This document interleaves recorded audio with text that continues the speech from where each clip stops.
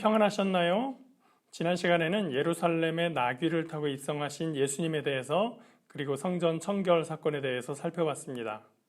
며칠이 지나 유월절 식사를 하는 날이 되었습니다. 우리가 최후의 만찬으로 알고 있는 식사 자리입니다. 교재에도 나오지만 최후의 만찬이라고 하면 레오나르도 다빈치의 그림 최후의 만찬이 가장 먼저 떠오를 만큼 유명합니다. 그림을 보시면 그날 밤 식사 자리 중에서 딱 한순간을 포착한 것을 알 수 있습니다. 예수님께서 이 중에 나를 팔 자가 있다 하신 직후에 제자들이 주님, 그게 누군가요? 저는 아니죠? 하면서 소란스러운 그 순간입니다. 다빈치 말고도 최후의 만찬을 그린 화가는 매우 많이 있는데 많은 경우에 그림의 주제는 다빈치와 같은 타이밍에 주목하여서 그림을 그렸습니다. 이날 식사 자리에서 가룟 유다의 배신이 중요한 사건들 중에 하나인 것은 분명합니다. 그러나 이 자리에는 함께 중요하게 보아야 할 몇 가지 사건들이 더 있었습니다. 오늘은 최후의 만찬 자리에서 있었던 일들에 대해 알아보도록 하겠습니다. 이날 식사 자리에서 있었던 첫 번째 사건은 예수님께서 제자들의 발을 씻기셨던 일이었습니다. 아직 가룟 유다가 식사 자리를 떠나기 전의 일입니다. 유월절 전에 예수께서 자기가 세상을 떠나 아버지께로 돌아가실 때가 이른 줄 아시고 세상에 있는 자기 사람들을 사랑하시되 끝까지 사랑하시니라. 마귀가 벌써 시몬의 아들 가룟 유다의 마음에 예수를 팔려는 생각을 넣었더라.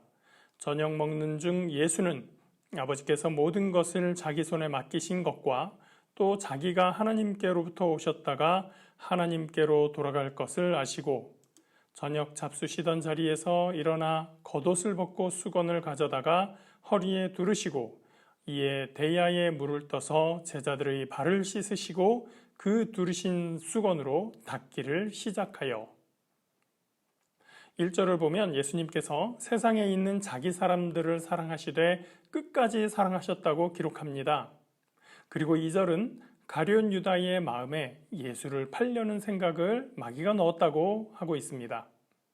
1절과 2절의 대비는 이 마지막 식사 자리를 더욱 비극적으로 보이게 합니다. 가룟 유다는 예수님이 금고를 맡길 만큼 신임하던 사람이었습니다. 신임하면서 사랑하지는 않는다면 어불성설일 겁니다. 그러니 요한복음에 따르면 예수님은 가룟 유다를 마지막 순간까지도 사랑하셨던 겁니다. 그런 유다가 예수님을 배반합니다. 예수님은 자신을 배반할 유다를 위해서도 그의 발을 씻어주셨던 것입니다. 참으로 비극적이지 않을 수 없습니다. 예수님은 자리에서 일어나 겉옷을 벗고 수건을 허리에 두르셨습니다. 그리고 직접 대야에 물을 떠서 제자들의 발을 씻어주십니다.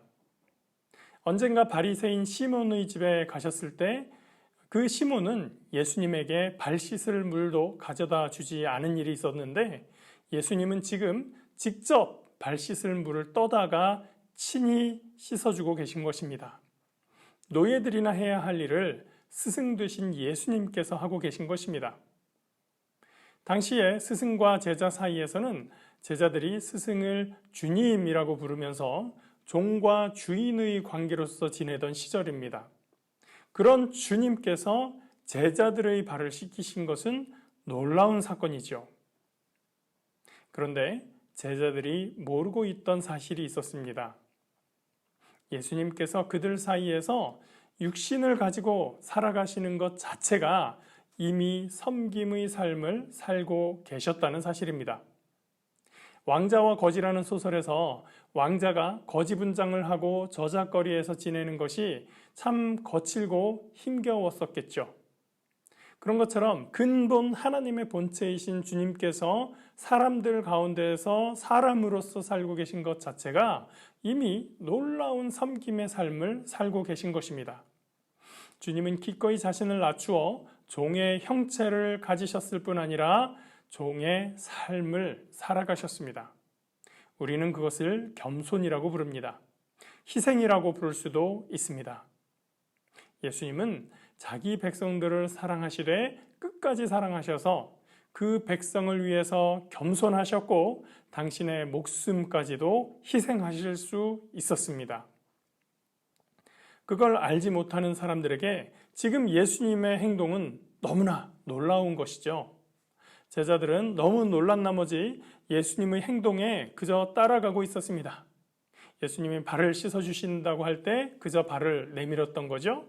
그러나 베드로의 순서가 되었을 때 베드로가 이의를 제기합니다. 시몬 베드로에게 이르시니 베드로가 이르되 주여 주께서 내 발을 씻으시나이까? 예수께서 대답하여 이르시되 내가 하는 것을 네가 지금은 알지 못하나 이후에는 알리라. 베드로가 이르되 내 발을 절대로 씻지 못하시리이다. 예수께서 대답하시되 내가 너를 씻어주지 아니하면 네가 나와 상관이 없느니라. 시몬 베드로가 이르되 주여 내 발뿐 아니라 손과 머리도 씻어 주옵소서. 예수께서 이르시되 이미 목욕한 자는 발밖에 씻을 필요가 없느니라. 온 몸이 깨끗하니라. 너희가 깨끗하나 다는 아니니라 하시니 이는 자기를 팔 자가 누구인지 아심이라. 그러므로 다는 깨끗하지 아니하다 하시니라. 다른 제자들은 예수님의 행동을 보고 그대로 시키는 대로 했지만 베드로는 이것이 무슨 의미인지 물어봐야 했습니다. 주님은 네가 지금은 알 수 없지만 나중에는 알 것이다 하시며 그의 발도 씻어주셨습니다. 그리고 가룟 유다의 발도 씻어주셨습니다. 예수님께서 이 일을 행하신 이유가 있었습니다. 그들의 발을 씻으신 후에 옷을 입으시고 다시 앉아 그들에게 이르시되 내가 너희에게 행한 것을 너희가 아느냐? 너희가 나를 선생이라 또는 주라 하니 너희 말이 옳도다. 내가 그러하다.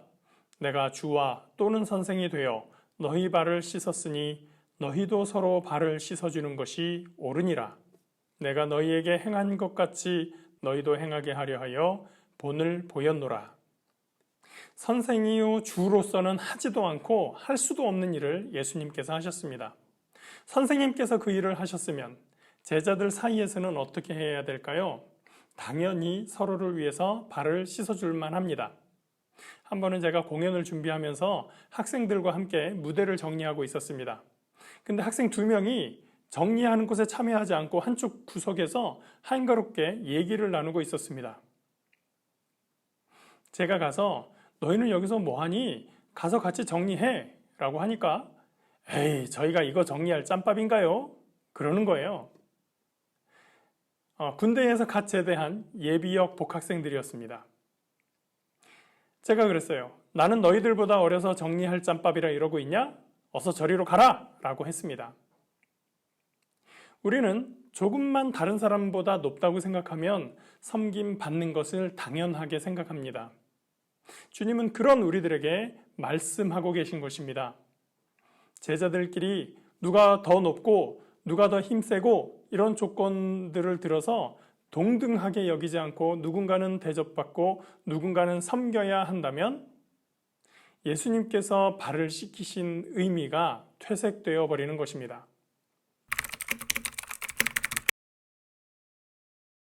그들이 먹을 때에 예수께서 떡을 가지사 축복하시고 떼어 제자들에게 주시며 이르시되 받아서 먹으라 이것은 내 몸이니라 하시고 또 잔을 가지사 감사기도 하시고 그들에게 주시며 이르시되 너희가 다 이것을 마시라 이것은 죄 사함을 얻게 하려고 많은 사람을 위하여 흘리는 바 나의 피 곧 언약의 피니라.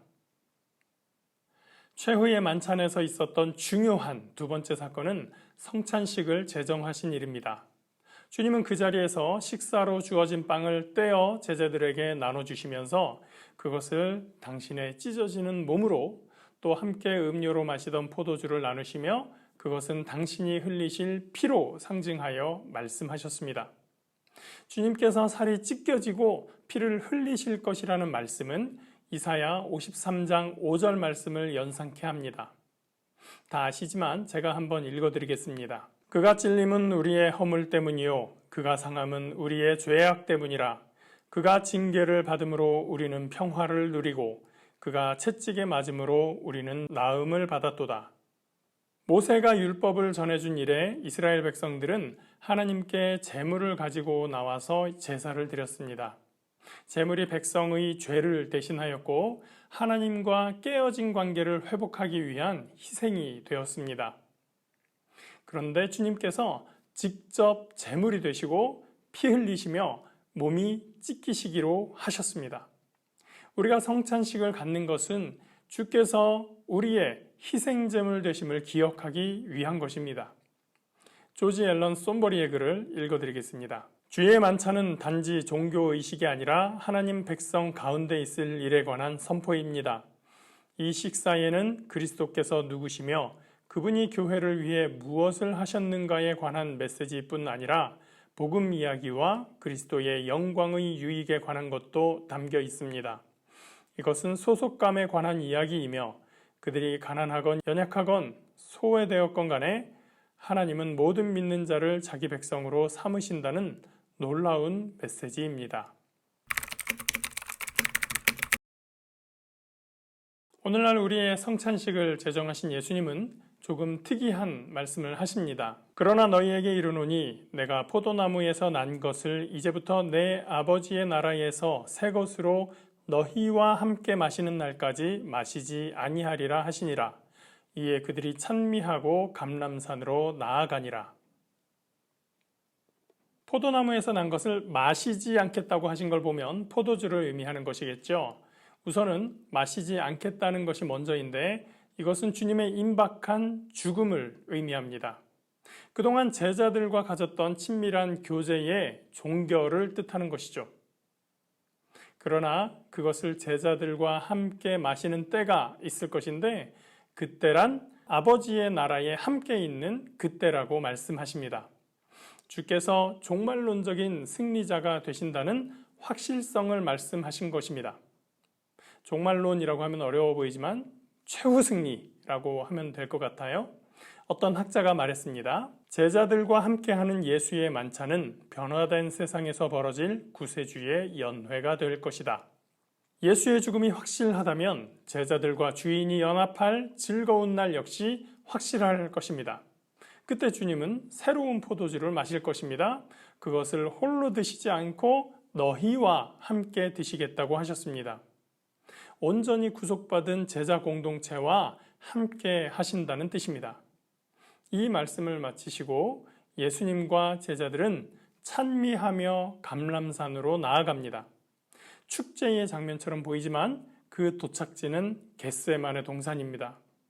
이제 불과 몇 시간 후에 벌어질 일들을 제자들은 전혀 예상하지 못하고 있습니다. 그리스도인들은 주의 만찬에서 하나님의 계획과 자기 백성의 유익을 위해 목숨을 희생하여 섬기신 그리스도를 기억합니다.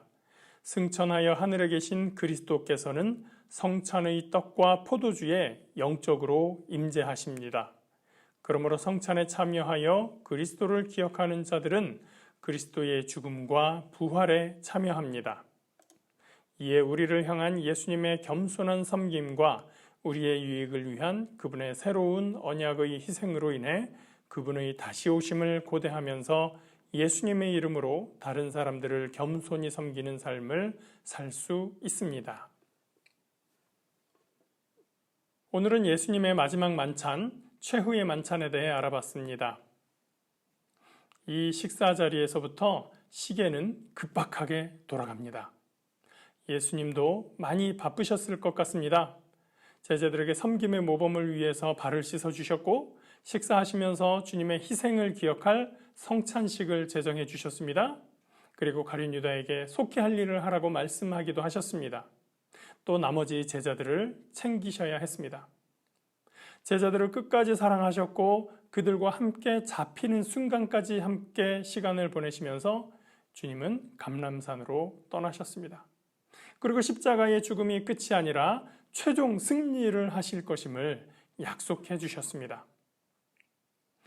오늘의 끝이 아니라 주님께서 영원한 승리를 우리와 함께 하심을 기억하며 예수 그리스도의 십자가 은혜를 묵상하는 시간이 되시길 기대합니다. 기도하겠습니다. 좋으신 하나님, 예수님께서 그 마지막 식사 자리에서 제자들을 아끼시고 사랑하며 제자들에게 모범을 보이셨습니다. 겸손의 모범을 보이시고 섬김의 모범을 보이셨습니다. 그리고 주님의 희생을 기억하도록 하는 그 성찬의 의미를 우리에게 알려주셨습니다.